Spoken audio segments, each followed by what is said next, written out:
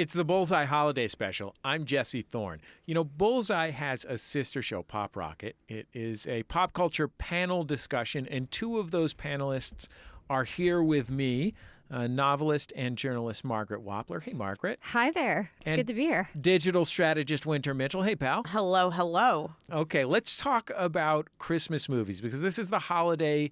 This is the holiday special of Bullseye. First of all, the first question, I think, is what actually constitutes a holiday movie or a Christmas movie? Does it have to be set at Christmas time, or does it have to be about Christmas time, or Hanukkah, or Kwanzaa, or your preferred winter holiday? My aunt literally sends out cards that say Happy Solstice. Happy all of it. Yeah, that's some Oakland stuff. I think it has to either be set around Christmas or it has to be somehow about Christmas. One or the other. You think either way? Yeah. Wynter, you must feel that way because one of your favorite Christmas movies you've written is Die Hard. Listen, the whole concept of a holiday movie is it has to do with family, discord, acrimony, or harmony. And it has to be set, obviously, around the winter time season. So do you have to have like twinkling Christmas trees, or can it just be snow on the ground? Die Hard clearly doesn't have any snow on the ground. To me, it was the synthesized. The reason why Die Hard is one of my choices. The reason why is because I very rarely see West Coast focused Christmas theme, and it was very much like we're on the West Coast. Christmas is happening, but it's also sort of, the way we do it. It's muted. We're never going to get snow on the ground, so we don't get that whole thing. No, we don't get that.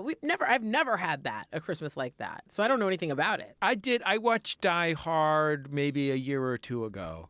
Okay. For the first time since I was maybe a teenager, and I had a great time. It really holds up. It really is one of the strongest of its genre. You know, Yes. that kind of classic 80s action film.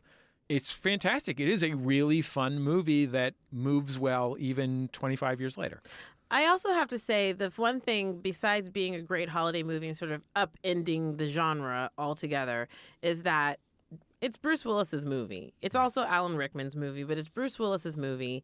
I honestly feel like he empowered Arnold Schwarzenegger to start becoming a bit more of a caricature of himself, because it was like he was quippy and he was dutiful and he knew his job and he had a focus and getting with his family. Now, Margaret, you have also sort of gone whole hog in the category of alternative Christmas movies. Yeah. I can't wait to see her picks. Well, Margaret, I'm looking at a piece of paper that says that your favorite holiday movie is Eyes Wide Shut. You did not. The late period. Merry Christmas. There's nothing like a masked orgy to welcome in the holiday season. Oh my God, Wappler.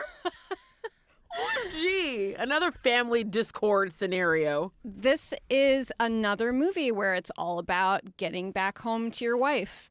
It's the same thing in a sense as Die Hard, where we have a couple who are in Manhattan, and the movie starts out with them going to a Christmas party. And at the Christmas party, some things happen on both ends between Nicole Kidman and Tom Cruise that puts their relationship into question and sends Tom Cruise on this psychosexual nightmare. And throughout the movie...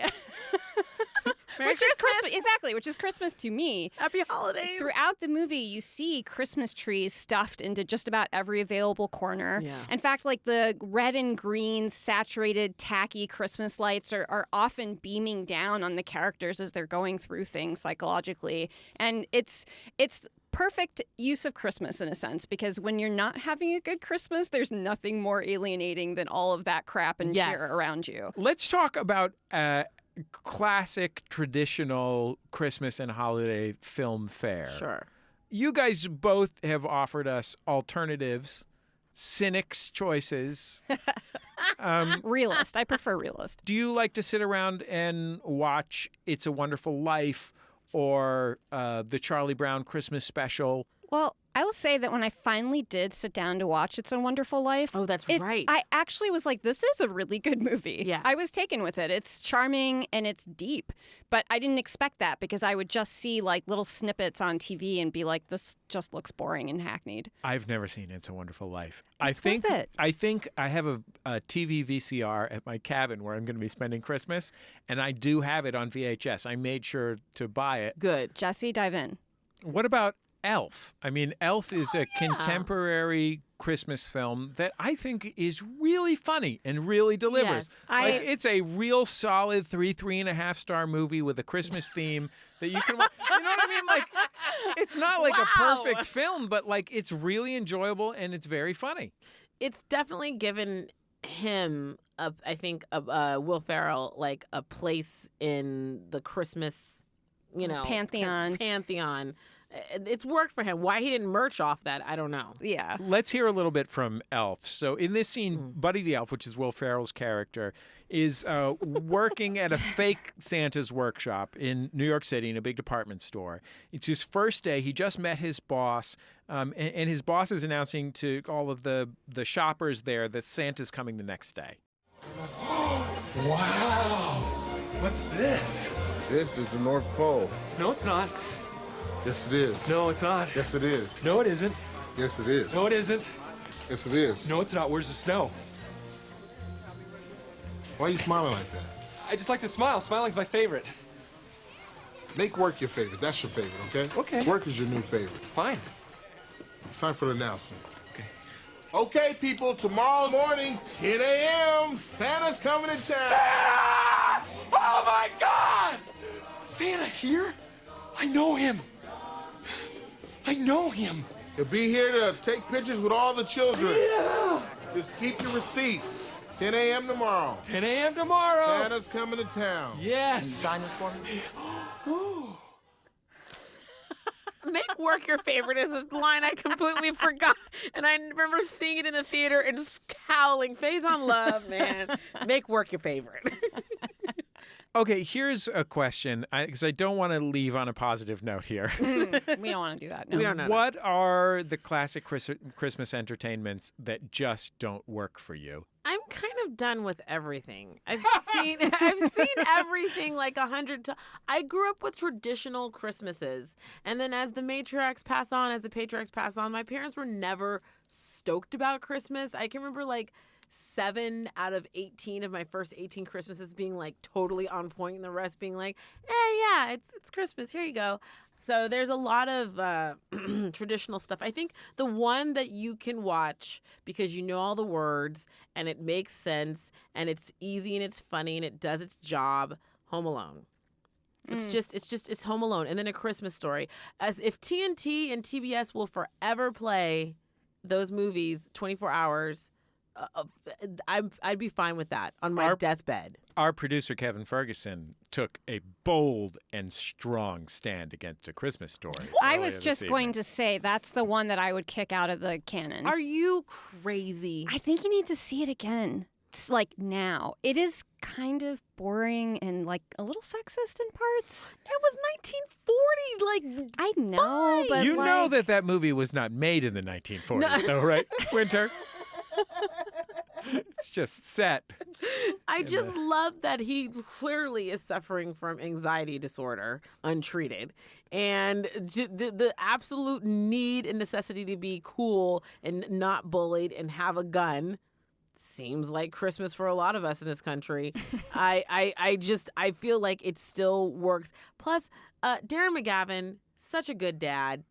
Such a great dad, just kind of like the dad. When he gets the leg, that whole sequence with the leg lamp, just so, when it breaks, his heart is broken. Just like that felt like to me, they feel most realistic to my family. Most realistic. Because like when all hell breaks loose and after all, the turkey is just not going to work, Chinese restaurant ends up being the best thing ever.